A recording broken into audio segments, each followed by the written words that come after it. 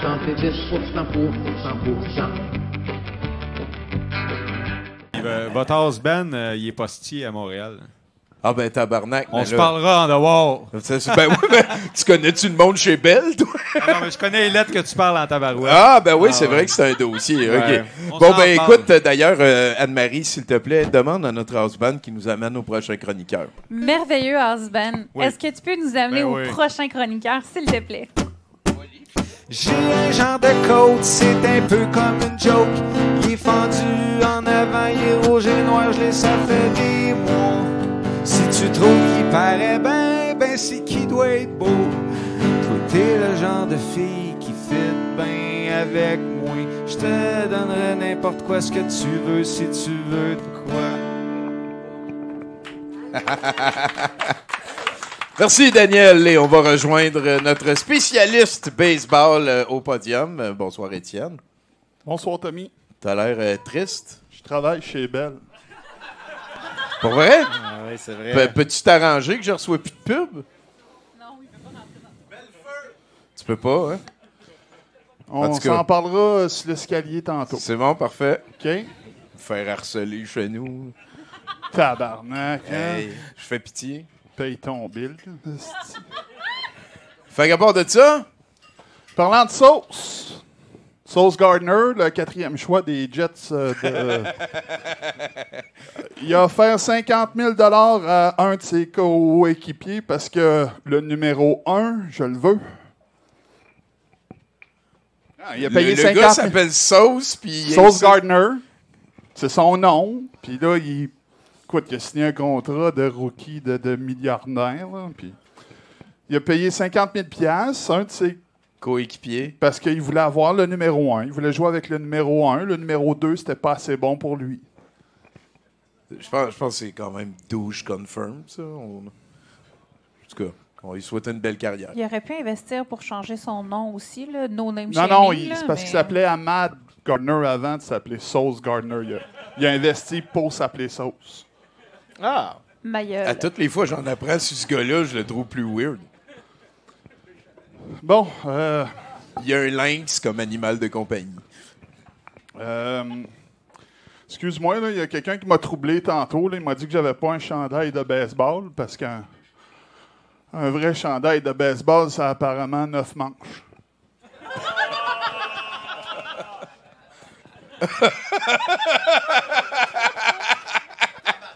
Hey, applaudissez Oh, Étienne, là.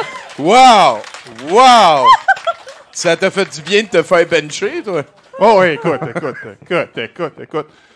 Parlant, savais-tu ça, toi, que le coup mortel au disco est arrivé entre 2 games de baseball?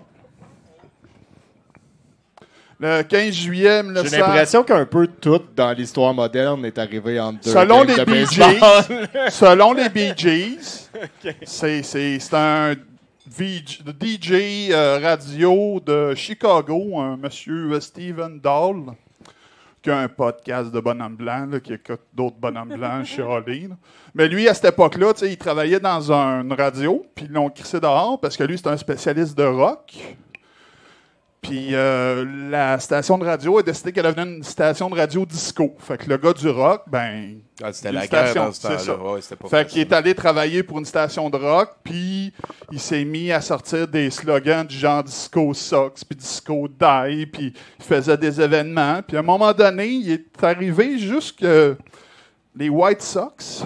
Il y avait un programme double. Puis là, le fils du propriétaire... Puis il faut comprendre que le propriétaire des White Sox, à l'époque, c'était un vieux monsieur un peu excentrique à qui on doit, entre autres, les tableaux de bord explosifs avec plein de feux d'artifice. Exactement, Bill Veeck, merci. J'avais le nom dans mon cellulaire, mais ça ne me tentait pas d'aller le chercher. On voit que je ne suis pas le seul à accès à Wikipédia, mais Bill Veeck, quoi. Entre autres, Bill Veeck il a fait jouer le plus petit joueur.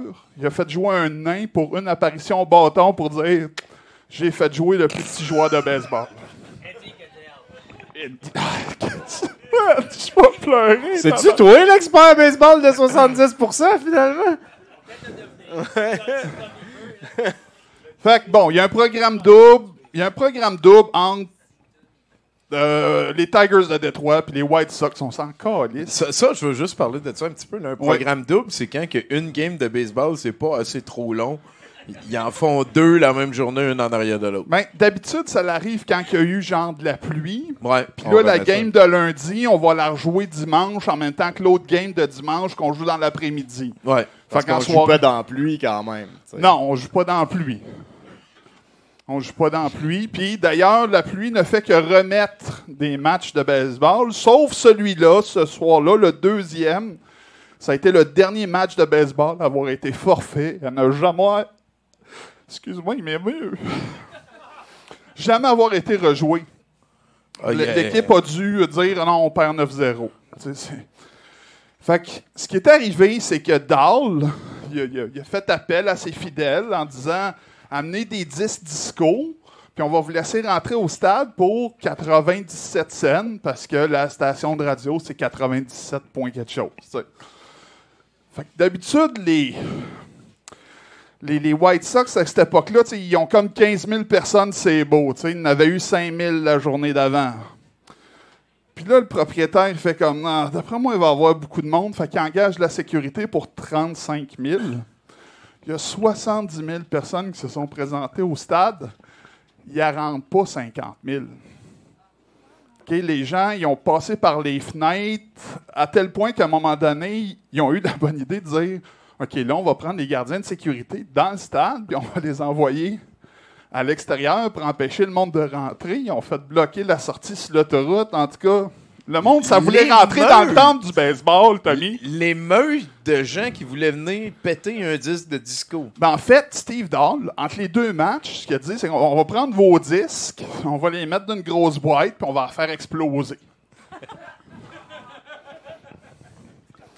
Mais là, le monde, on remplit la boîte très vite. Fait que là, il y avait plein de monde qui se colissait du baseball, qui avait plein de disques avec eux autres, qui se sont mis à pitcher ça, ces joueurs. Ah, tabarnak! Écoute, les joueurs au champ ont décidé de porter leur casque de protection de bâton parce que tellement il y avait des... Pas juste des disques. Ça peut aller loin, un disque? Oui. C'est ça, Il n'y avait pas juste des disques, là, il y avait des bouteilles de gin aussi qui étaient lancées. OK, ouais. Parce qu'on sait vivre quand on était à la gang. Hein? Ouais, c'est ça, C'est à exactement. Chicago, hein? Oui, Ouais, c'est ça. c'était à Chicago. Ouais, mais c'est pas en Au Floride. Comiskey Park. C'est donc bien capoté, cette histoire-là. Fait que toi, tu penses que ça a été, et les Bee Gees aussi, si j'ai bien Oui, compris. les Bee Gees, Tu ils ont penses dit... que ça a été un point tournant dans la carrière du Oui, disco? parce que Dans la ça a fait carrière. les nouvelles au travers, tu sais, comme le baseball a été interrompu parce qu'il y a... Hey, Ginette, il y a un gars qui a tué le disco en le programme double!